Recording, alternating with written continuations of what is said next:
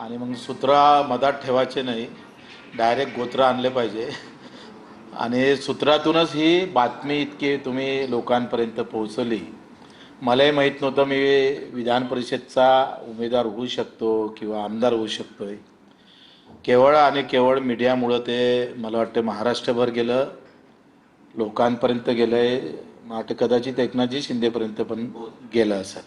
हे तुमची कृपा आहे. कधी कधी एखादी म्हणजे बा उद्या जर विधान परिषद भेटली तर ते मीडियाची कृपा आहे असं म्हणावं लागेल, काही हरकत नाही. म्हणून तुमचं मी आभार मानतो. दुसरे आभार मानतोय मी एकनाथजी शिंदे साहेबांचे. खरं तर जेव्हा त्यांनी सत्तांतर केलं तेव्हा मी एक राजकीय भूमिका घेतली आणि त्याच्यामुळे मी बदनाम पण खूप झालो होतो. आणि त्या सगळ्या राजकीय भूमिकेमुळे दिव्यांग मंत्रालय मला भेटलं, म्हणजे महाराष्ट्राला भेटलं, देशातलं पहिलं दिव्यांग मंत्रालय. कदाचित मला मंत्रिपद घेता आलं असतं, पण मी ते टाळलं. दिव्यांग मंत्रालय भेटलं, आपल्याला सर्व काही भेटलं असं समजून आम्ही पुन्हा कामाला लागलो. आणि मग नंतर आंदोलन झालं कर्जमाफीच्या. मुख्यमंत्र्याच्या देवाभाऊच्या बैठकीमध्ये एकनाथ शिंदे साहेबांची भूमिका अतिशय महत्त्वाची आणि चांगली राहिली.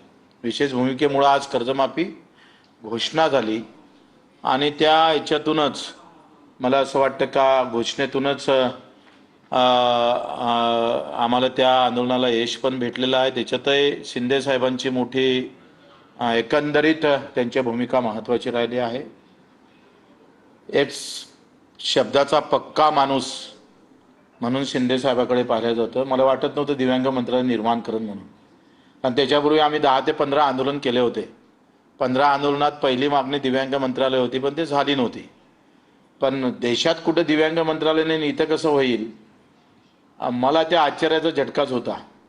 आणि माझं मंत्रिपद गेलं, म्हणजे मी उद्धव साहेबाकडे मंत्री होतोय आणि शिंदे साहेबाकडे मी आमदार राहिलो आणि त्याच्याकडे राहिलो म्हणून मग अधिक पुन्हा आम्ही विधानसभेत पडलो. पण तर माझ्याकडे येणारा मतदार मुस्लिम बौद्ध बांधव किंवा दलित बांधव असं होता. बच्चू कडू BJP सोबत गेला म्हणून त्याचाही झटका बसला. मधात जरांगे साहेब होते. या सगळ्या घोटाळ्यामध्ये मी सुद्धा 30-40 सीटा उभ्या केल्या आणि त्याच्यात आमचा हा सगळा पराजय झाला.